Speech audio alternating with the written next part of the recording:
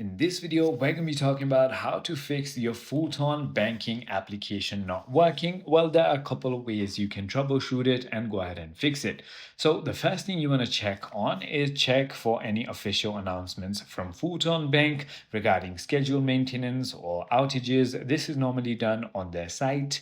So if that is not the case, go ahead and check your app store if they have any updates. So for example, simply search for Fulton Bank, just like that.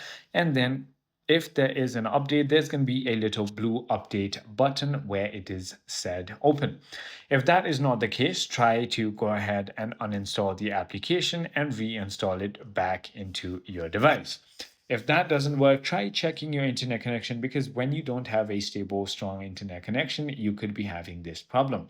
If none of those work, then I can only suggest you to go ahead and call your support, and the number is 1-800-385-8664. I'm going to repeat that again, 1-800-385-8664. I hope this video clarified everything for you. If you have further more queries, feel free to comment down below, and I'll see you on the next one.